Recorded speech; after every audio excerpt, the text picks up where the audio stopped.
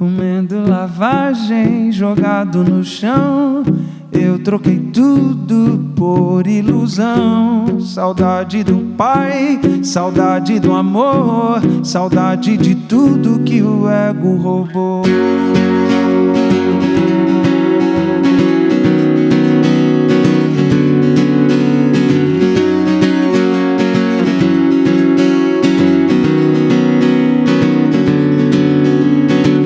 Ainda lembro das broncas do meu irmão, da minha mesa farta de pão, do seu abraço acolhedor e do cheiro do meu cobertor. Ainda lembro de quando tudo era bom, de quando tinha tudo nas mãos, mas o orgulho me enganou.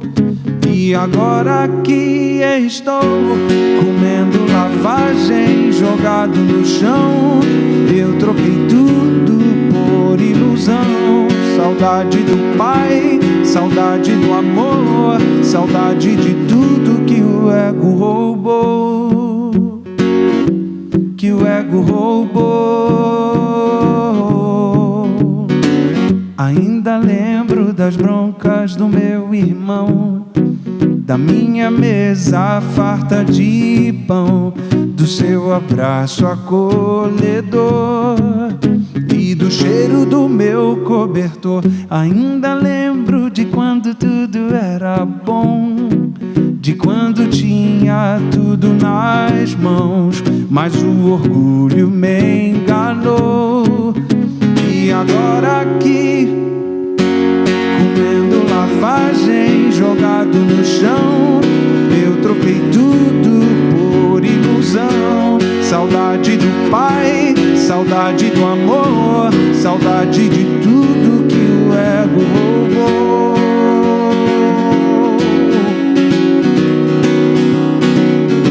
Entenda, mais de longe me avistou, correu e me abraçou. Uma festa preparou.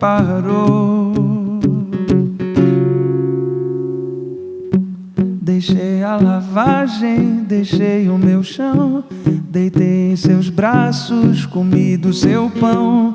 De volta pro pai, de volta pro amor, de volta pra tudo que o ego roubou.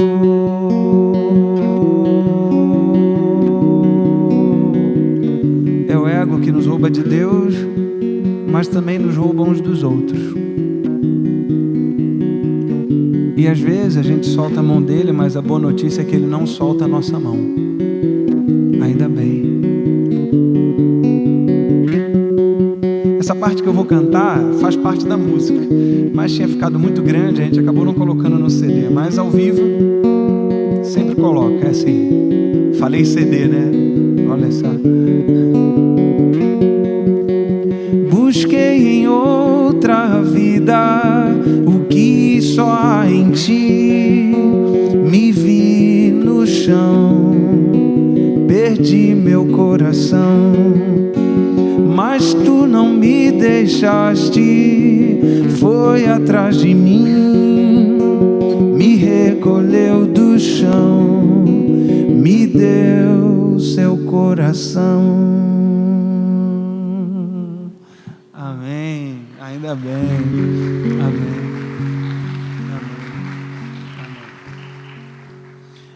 A morte vai morrer para sempre.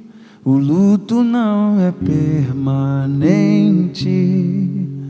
A saudade cabalmente não vai mais doer. A morte vai morrer para sempre. O choro não é permanente. Deus vai consolar a gente. Vamos reviver. Vai ser lindo, um novo hino vamos entoar.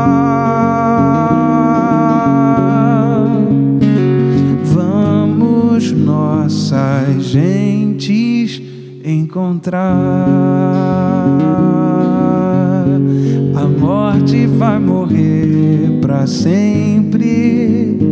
O choro não é permanente. Deus vai consolar a gente. Vamos reviver. Vai ser lindo, um novo hino vamos entoar. Vamos nossas gentes encontrar.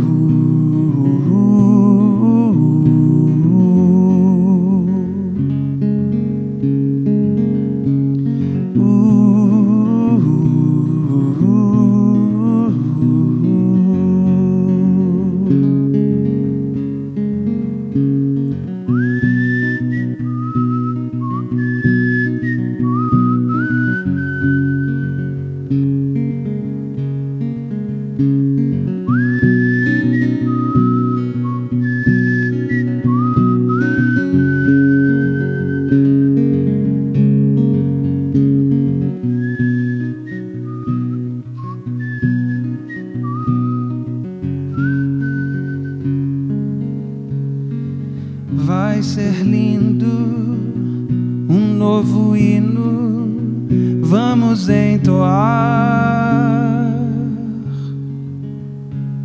Vou meu bebezinho encontrar. Vou a minha avó cheirar. A morte vai morrer pra sempre, esmagada a serpente, com a morte da semente, a vida floresceu.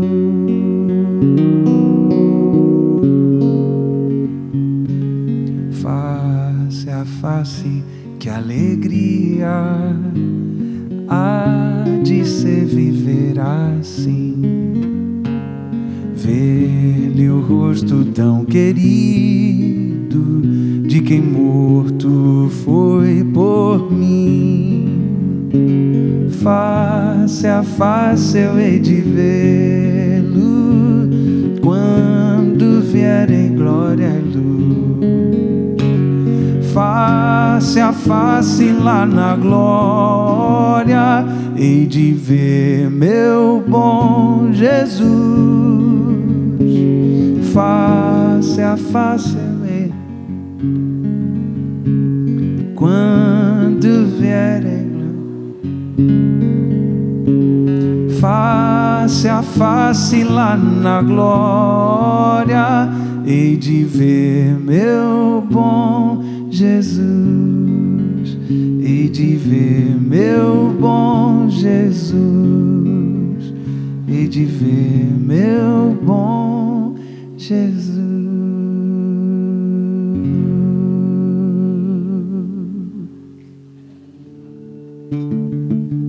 Minha sede não é de agora, nenhum rio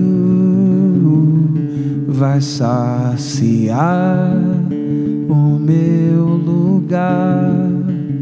Não se encontra em mapas transporte algum, me leva lá. O meu lugar é alguém e a minha água também. Quando me alcança, me balança, faz mudança, faz mudança. És a fonte de onde vim, quero mergulhar em ti, água viva, me sacia. És a minha capital, o meu lugar original, onde a vida viva. A vida acontece agora, a salvação acontece hoje, agora. Minha sede não é de H2O, nenhum rio vai saciar o meu lugar. Não se encontra em mapas, transporte algum me leva lá. O meu lugar é alguém e a minha água também. Quando me alcança, me balança, faz mudança. Faz mudança. És a fonte de onde vim, quero mergulhar em ti. Água viva, me sacia. És a minha capital, o meu lugar original, onde a vida viva. Eu nunca encontrei o meu lugar, foi o meu lugar que me encontrou, se fez carne e habitou aqui em mim. Eu nunca encontrei o meu lugar, foi o meu lugar que me encontrou, se fez carne e habitou aqui em mim. És a fonte de onde vim, quero mergulhar em ti. Água viva, me sacia. És a minha capital, o meu lugar original, onde a vida viva.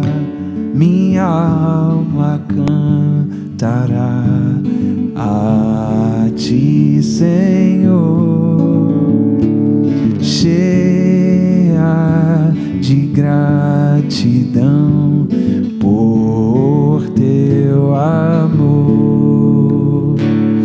Eis meu constante orar, mais perto quero estar, mais perto quero, meu Deus, de ti. Mais uma vez. Eis meu constante, mais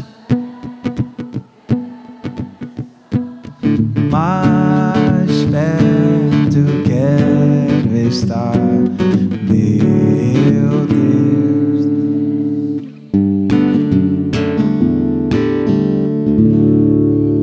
Amém. Obrigado, pessoal. Privilégio estar aqui com vocês. Nem consegui cantar em si, já gastei 10 minutos do meu tempo, mas foi um privilégio passar esse tempo com vocês, tá bom? Espero ser útil, espero ter sido útil. Tamo junto. Que Deus use o pastor mais uma vez nessa noite. E faça isso de maneira consciente, não é entretenimento. Cultue, culto não se assiste, o culto se presta para Deus. Fala com Deus e escute a Deus nessa noite. Que Deus nos abençoe grandiosamente. Até a próxima. Graça e paz. Nós estamos estudando o tema O que o olho não vê, mas o coração sente. Temas que enchem talvez de dúvida a alguns. O que nós estamos estudando? Talvez você veio no final de semana passado e você é muito bem-vindo aqui. Eu queria dizer para você que se você quiser abençoar o ministério do Jefferson Pilar, você pode ficar no final. e vai ter uma maneira de você abençoar também o ministério dele. E eu gostaria de convidar você a ajudá-lo também nesse ministério, para que vocês saibam, ele não está nos cobrando nada para estar aqui. Ele veio de livre e espontânea vontade, porque queria estar no nosso meio, louvar. Foi uma bênção, Jefferson, muito bom. Se você quiser abençoar a vida dele, no final a gente vai conversar e vai dar um jeito, vai ser bênção. Nós estamos estudando uma série daquilo que a gente não consegue enxergar, mas de fato o nosso coração consegue sentir. Sentimentos em que, na série passada, nós estudamos acerca do medo. E nós vamos estudar de algo muito, mas muito profundo hoje, algo extremamente particular, que o Jefferson até já deu um lampejo aqui, e eu gostaria de convidar você a estudar junto conosco esse tema, baseado numa única promessa. Uma promessa muito especial que se encontra no livro de Efésios, capítulo 3, o verso 20. E eu queria desafiar você a meditar nesse texto junto comigo, que diz assim: ora, aquele que é poderoso para fazer infinitamente mais do que tudo quanto pedimos ou pensamos, conforme o seu poder que opera em nós. Que promessa maravilhosa. Talvez você chegou aqui cheio de problemas, dúvidas, mas ao escutar as músicas do Jefferson, o testemunho dele, você encheu de esperança, porque sabe que esse é um Deus que é poderoso. Um Deus que é infinitamente maior do que o nosso problema, do que o nosso pensar, do que aquilo que nós podemos imaginar. E eu gostaria de convidar você a entrar junto comigo nessa viagem, porque existe algo muito especial, que essa promessa nos dá uma maravilhosa certeza para, enquanto estivermos aqui, nós vivermos de uma maneira completamente diferente. Em 1945, foi marcado o fim da Segunda Guerra Mundial. A bordo de um navio de guerra chamado USS Missouri, aconteceu o tão esperado acordo de paz, mas não aconteceu de qualquer forma. Naquela ocasião, havia acontecido a bomba de Hiroshima e Nagasaki, aquela bomba atômica, tinha devastado então aquelas cidades. E por causa disso, o Japão então se rendeu. O Japão foi para fazer a assinatura, reconheceu que estava se rendendo. Momentos antes disso acontecer, Hitler também se suicida. E nessa ocasião, com as assinaturas sendo coletadas ali, tanto dos Estados Unidos quanto do Japão, estava se formando então uma república nova, uma república federativa da Alemanha, apoiada pela França, Reino Unido e os Estados Unidos, sediada em Berlim. E mesmo com o fim da guerra, uma parcela da Europa continuou lidando de uma maneira completamente diferente daquilo que tinha sido arregimentado nos acordos, combinado nas guerras, ou de todos os tratamentos ali. O que aconteceu, de fato, é que Berlim foi rodeada com uma cortina de ferro, não toda Berlim, mas parte de Berlim. O estadista Winston Churchill, ele escolheu esse nome para marcar uma área dentro da cidade de Berlim com cerca de 150 quilômetros de muralha. Aqui não dá para ver completamente, mas parte da cidade, mais ou menos a metade da cidade, era rasgada com uma muralha que cortava Berlim, de Berlim ocidental e oriental. Em 12 de junho de 1987, perto do portão de Brandenburg, em Berlim, o atual presidente dos Estados Unidos na ocasião, Ronald Reagan, mandou uma mensagem ali para o grande, poderoso chefe ali da União Soviética, Gorbachev. Os mais antigos se lembram desse nome. Nessa ocasião, eu estava menininho ainda, né, Jefferson? Eu estava menino ainda, tinha 6 anos de idade. E ele disse assim: Senhor Gorbachev, abra esse portão. 2 anos depois, desse portão ali fechado, dessa fala, o presidente Erich Honecker, é difícil de falar o nome dele, eu treinei, mas não é difícil, Honecker, ele então decide abandonar a presidência. E ali naquele momento, o seu porta-voz, meio que trêmulo, sem saber dar o recado direito, diz que imediatamente os portões seriam abertos e as pessoas não teriam mais bloqueio nenhum. Aquele muro era rodeado como um espaço de morte. Só de chegar perto, os guardas já apontavam, já tinha gente ali vigiando, e de repente o povo começa a se aglomerar. O povo começa a invadir os portões. Eles começam a ver os movimentos ocorrendo ali por conta das políticas que estavam acontecendo. E o povo se aglomera na frente dos principais portões. E eles começam a invadir. Os guardas não estão entendendo direito porque a comunicação está meio difícil. E o povo então invade, quebram, derrubam o muro. Simbolicamente eles vão quebrando aos pedacinhos. E a verdade é que em 1991, numa quinta-feira, a União Soviética se desfez, no dia 9 de novembro. O que aconteceu para que nós nos tornássemos desse jeito? E eu queria fazer um grande questionamento aqui. É por que nós construímos muros? Por que nós estamos acostumados a construir muros? Por que nós estamos criando situações que bloqueiam? Muitas vezes, nós de nos comunicarmos, de estarmos próximos uns dos outros. Sabe, eu tenho certeza que talvez você mora num lugar protegido, cheio de muro. Eu moro num lugar cheio de muro. Mas a verdade é que os muros que estão sendo criados, muitas vezes, eles não estão sendo vistos. Porque muitas vezes esses muros são bloqueios que nós vamos tendo com algumas pessoas. A nossa vida hoje é baseada pelo WhatsApp. Pelo menos para mim, participo com alguns dos... Opa, caiu aqui. Alô? Está funcionando? Oi. Tá? Deixa eu botar dentro do meu bolso. Eu participo com alguns dos líderes aqui dessa igreja. Eu participo de cerca de 40, 45 grupos. Comuns com alguns líderes. Fora os outros grupos que eu tenho com outras pessoas. Eu participo de muitos grupos. E a verdade é que ao longo do ano, a dinâmica dos grupos na minha vida é muito grande. Eu não sei como é que é na sua vida. Mas parece que a gente, meio que, se você faz parte de um determinado grupo, você se sente, né, você faz parte daquele, você se sente bem ali.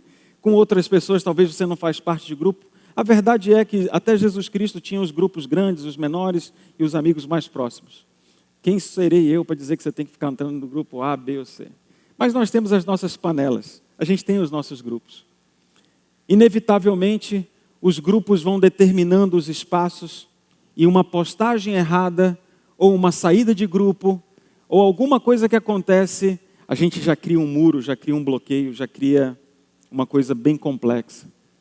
E a verdade é que nós somos orgulhosos e criamos uma muralha, somos impacientes.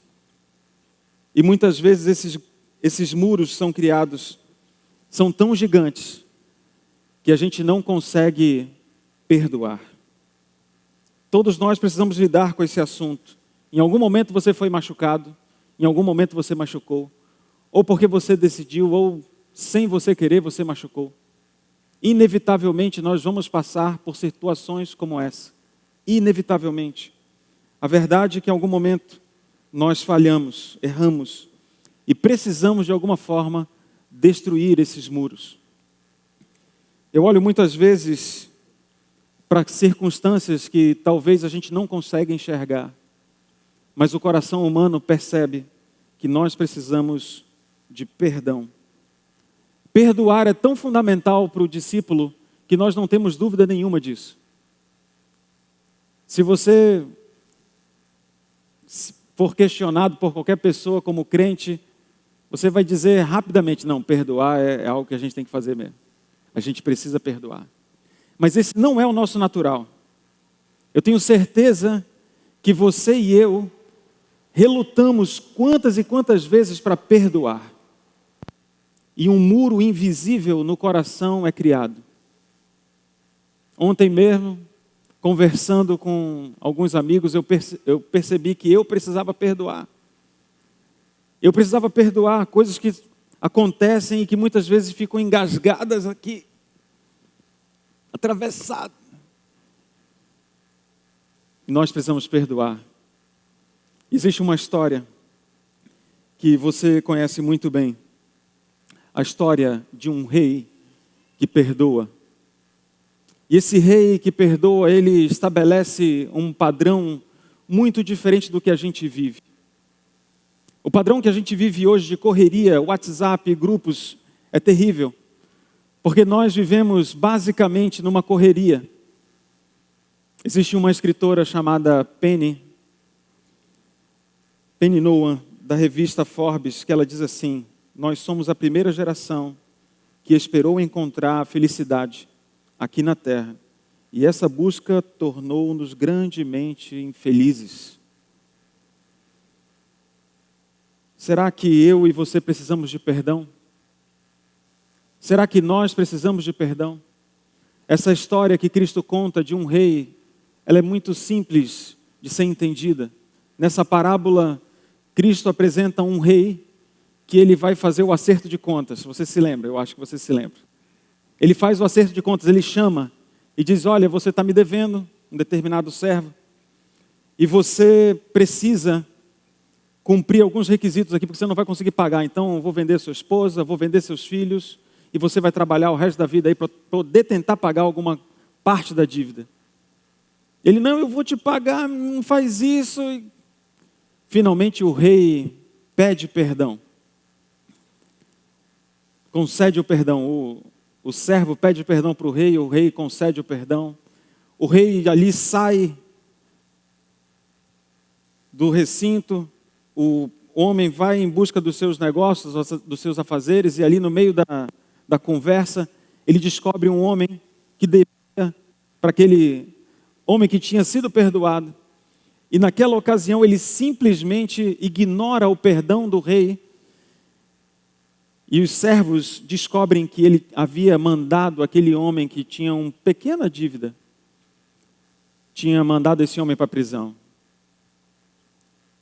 E nessa ocasião, o rei chama esse homem que havia recebido um grande perdão e pergunta assim: então o seu senhor, chamando-lhe, disse: servo malvado, perdoei-te aquela dívida toda porque me suplicaste. Não devias tu igualmente compadecer-te do teu servo, como também eu me compadeci de ti? Talvez você não creia que precisa do perdão. Ou talvez você tenha um outro extremo achando que para o seu caso não há perdão. Mas nessa história eu quero tirar algumas lições. A primeira lição é que todos nós vamos prestar contas. Alguns vão prestar contas porque foram negligentes com o perdão. E outros vão prestar contas porque foram malandros na situação. Como assim, pastor? No livro Parábolas de Jesus, Ellen White traz esse assunto. Ela faz um comentário extremamente interessante, eu queria compartilhar com você. Ela diz assim: se alguém não quiser trabalhar, não coma. Ela citando 2 Tessalonicenses 3,10. O Senhor não requer do trabalhador diligente que suporte outros na ociosidade. Para muitos, a causa da sua pobreza é vicissitude, é um desperdício de tempo, uma falta de esforço. E ela continua dizendo: se estas faltas não forem corrigidas por aqueles com quem elas condescendem, tudo que se fizer em seu auxílio será como pôr riquezas em saco sem fundo. Todavia, ela termina, há uma pobreza inevitável e devemos manifestar ternura e compaixão para com os desafortunados. Parábolas de Jesus 2:4-7. Existem pessoas que se aproveitam, infelizmente, em nosso meio, nós já tivemos ocasiões como essas. Talvez até ocorram aqui, talvez estejam ocorrendo hoje. E talvez você se sinta de alguma forma lesado porque tem alguém que chegou em você e pediu uma ajuda e você ficou sem jeito e você queria ajudar de alguma forma, mas ficou sem jeito. Essa pessoa vai com um, vai com outro, vai com outro. Olha, nós não devemos nos preocupar, e eu gostaria de dizer para você que aqui na nossa igreja, nós temos um ministério muito especial, o ministério da ASA. E todas as pessoas que precisam de ajuda são direcionadas para esse ministério. E existe uma equipe especial que cuida dessas pessoas. De repente, se você for abordado aqui na igreja, você pode procurar, falar assim, olha, eu quero ajudar você. Vamos ali conversar com a Dorinha. Vamos ali conversar com fulano de tal. Vamos conversar com o pastor, que eu tenho certeza que tem uma equipe que vai auxiliar de uma forma. Você não tem que deixar de ser generoso. Você pode continuar sendo generoso, você pode continuar abençoando. Mas existem pessoas maliciosas, infelizmente. Mas a segunda parte desse livro diz que existem pessoas que, de fato, têm necessidade de auxílio e ajuda. E para esses, nós precisamos ser as mãos ajudadoras. Para esse, nós precisamos estender o perdão, estender a misericórdia. Existem pessoas que creem que podem ser perdoadas e existem pessoas que não creem que podem ser perdoadas. E eu queria fazer uma pergunta para você. Você crê que você pode ser perdoado? Você crê que pode ser perdoado? Crer no passado não é um problema. Se eu perguntar aqui se você crê nas coisas que aconteceram na Bíblia, tenho certeza que você vai acreditar muitas vezes que o mar se abriu com Moisés, Jericó foi destruída com os cânticos daqueles levitas ali, o povo gritando. Tenho certeza que você vai acreditar na história de Daniel nas covas dos leões.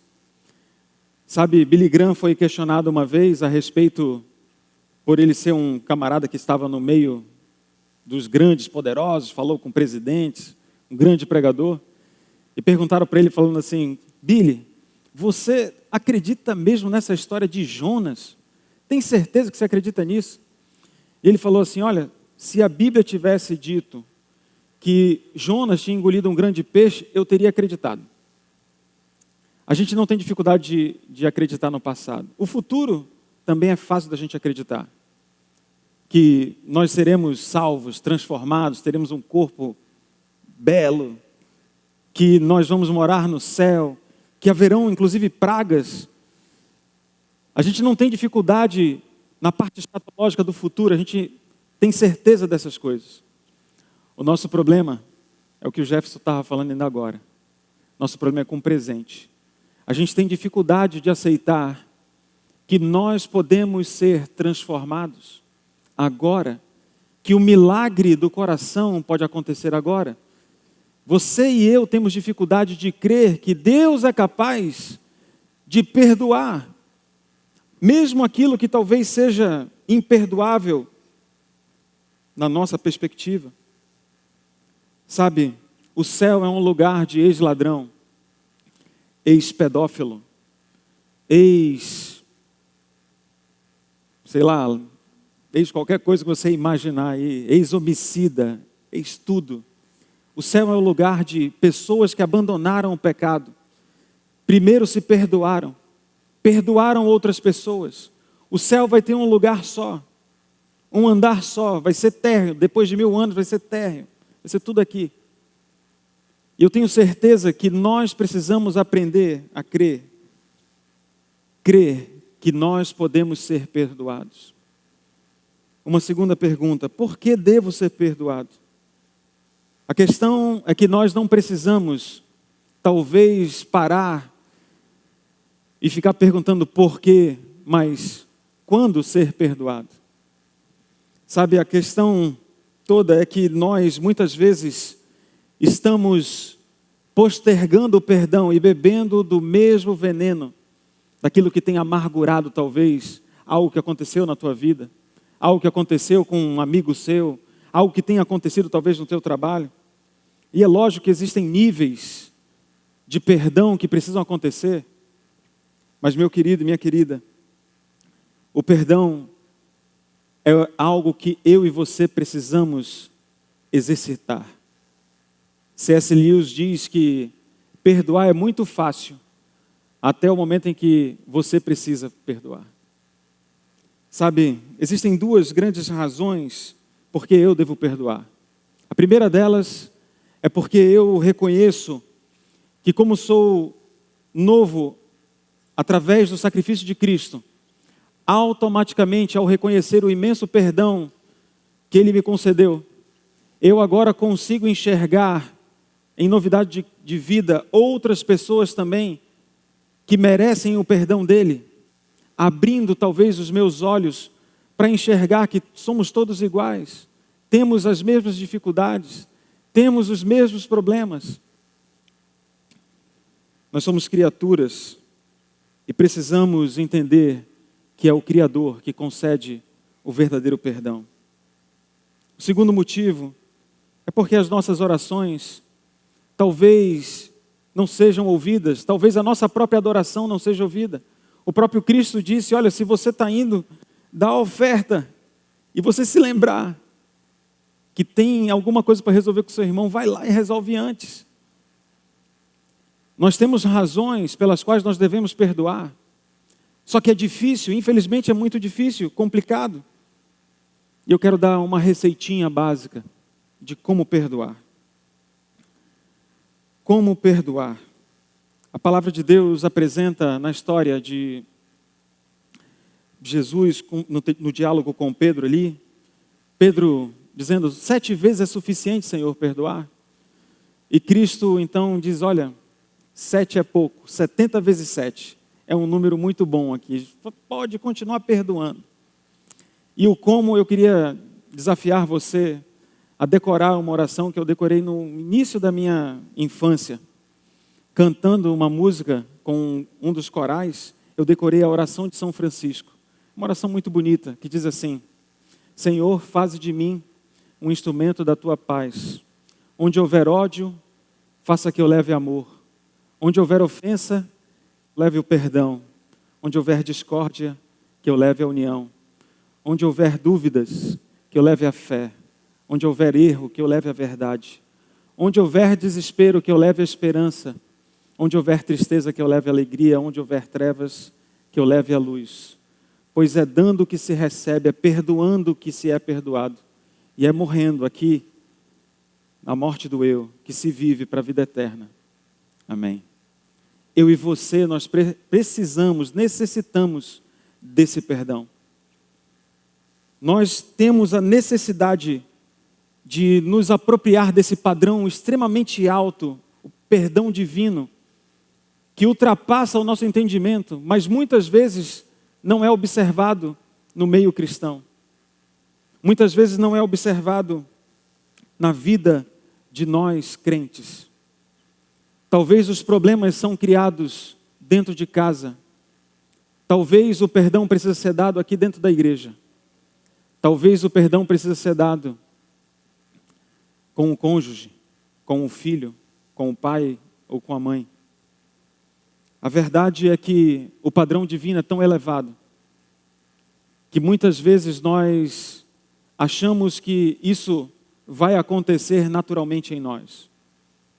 Existe um salmo que eu gosto muito, Salmo 103.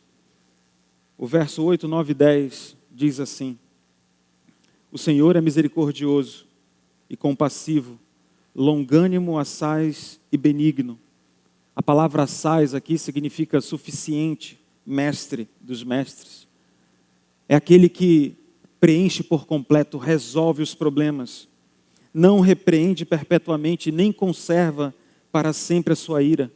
Não nos trata segundo os nossos pecados, nem nos retribui consoante as nossas iniquidades. E ele continua, o salmista continua no verso 13 e 14, dizendo assim: como um pai se compadece dos seus filhos, assim o Senhor se compadece dos que o temem, pois ele conhece a nossa estrutura e sabe que somos pó. escolha perdoar. Comece com você. Comece aceitando o perdão de Cristo em sua vida, o sacrifício que Ele pagou. Comece reconhecendo que Ele pagou o preço por você. Comece esquecendo as coisas do passado. Quantas e quantas vezes nós temos uma vida, uma história linda, um testemunho bonito, igual o testemunho que o Jefferson contou aqui.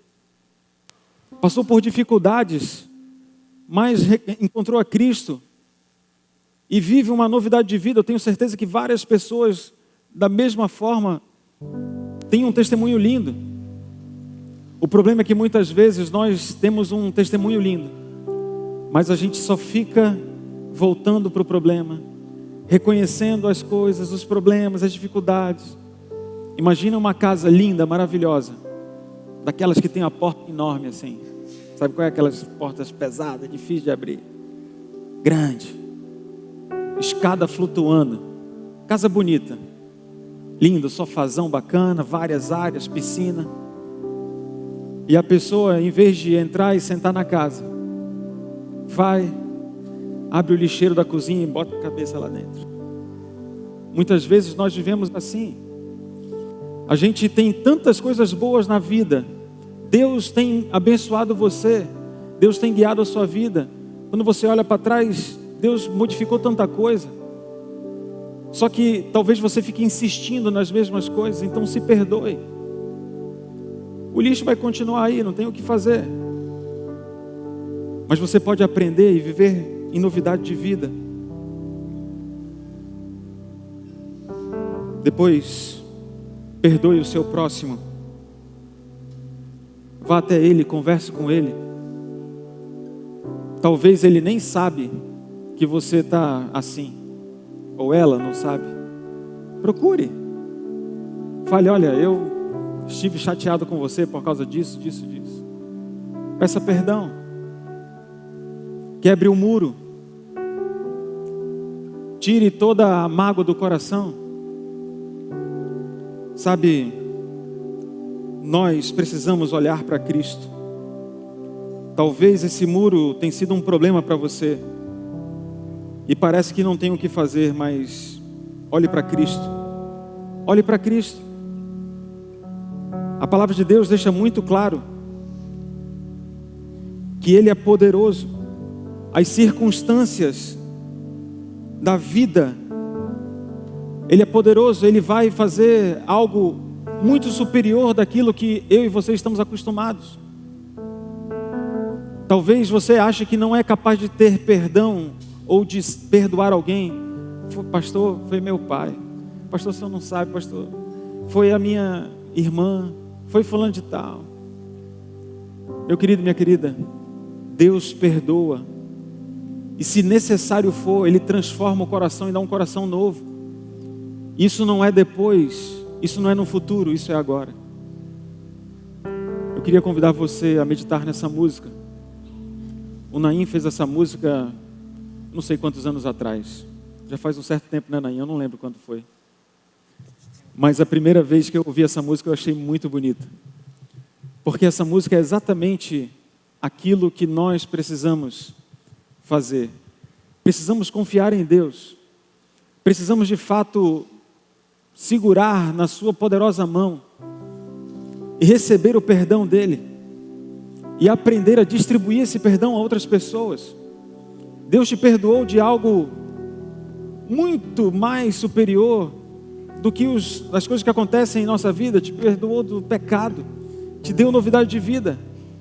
E agora eu e você temos a oportunidade de, através de Cristo Jesus, ter um coração novo. Por isso, se Deus perdoa, aceite o coração que Ele pode te dar.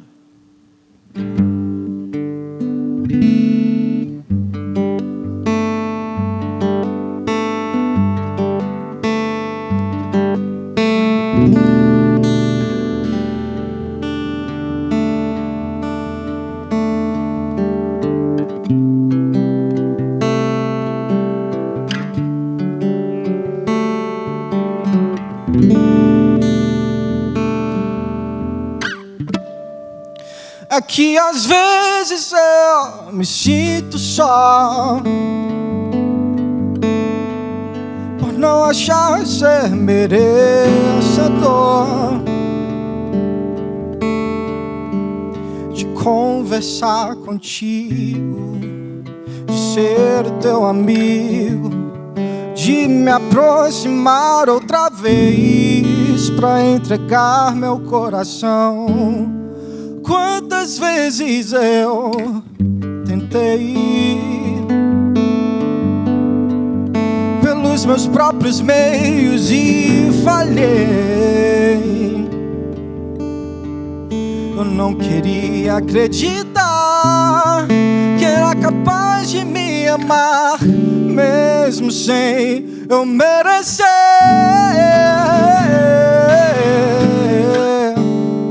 Se você conhece, pode cantar comigo. Mas Deus perdoa, Ele perdoa, Deus perdoa. E se eu me arrepender, me dá um novo coração e faz da minha vida uma linda canção, uma linda canção. Deus perdoa, Ele perdoa e esquece o que passou. O abismo Ele jogou todos os meus erros, minhas aflições. Ele abomina o pecado, mas ama o pecador. Que eu faça jus ao seu amor. E esse ciclo ele se repete inúmeras vezes.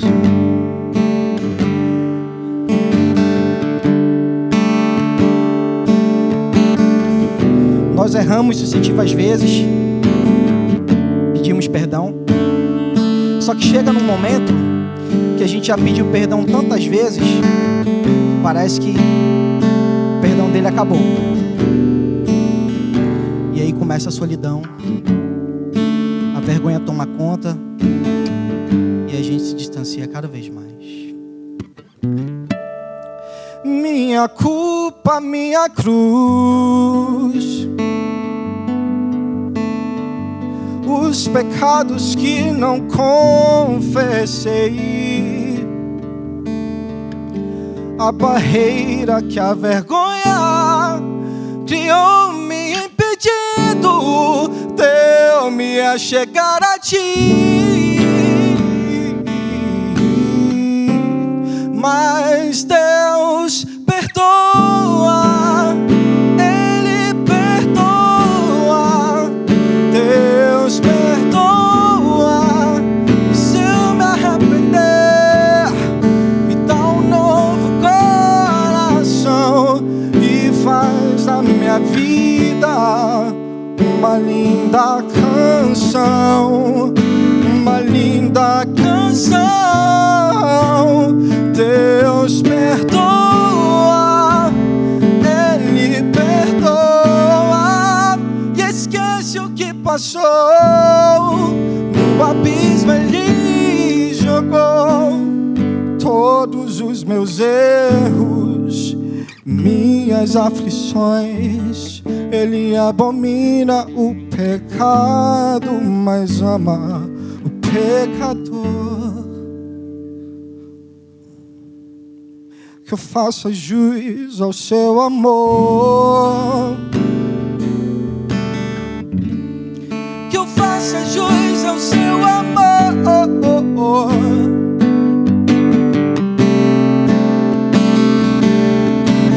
Eu preciso de ti.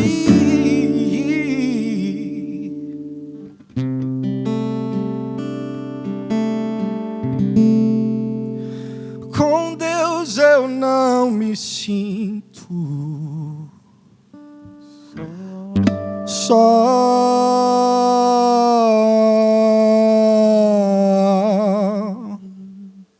Amém. Amém. Quero orar por você, para que possamos, de fato, entregar aquilo que nós não podemos fazer. É Deus que perdoa. Nós não temos a capacidade de perdoar por nós mesmos. Não é natural em nós. O natural é que nosso coração vai ser, de fato, um grande bloqueador, um grande muro. E é Deus que modifica esse coração para que nós possamos perdoar. Quero orar por você. Feche seus olhos, vamos orar. Pai de amor e Deus eterno, te agradecemos, Senhor, por tua bondade.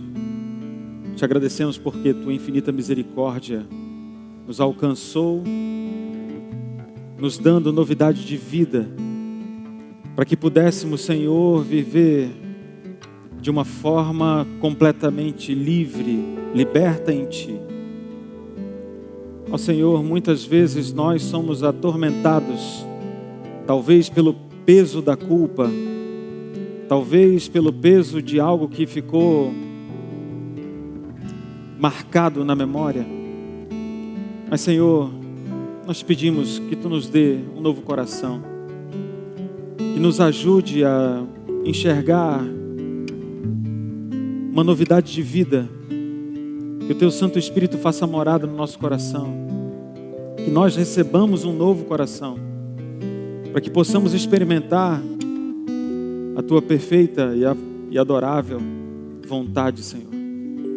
De maneira especial, te rogamos por cada adorador que veio aqui hoje.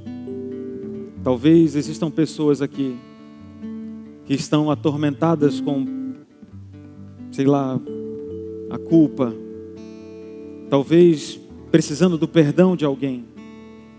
Ó Senhor, concede a capacidade de cada um aqui se perdoar, de aceitarmos o Teu perdão, de aceitarmos a Tua misericórdia em nossa vida. Também, Senhor, nos concede a capacidade de perdoarmos uns aos outros e de, em novidade de vida, começarmos a experimentar aqui um pouco do céu. Nos despede em paz, nos leve em segurança para o nosso lar. É o que nós pedimos em nome de Jesus.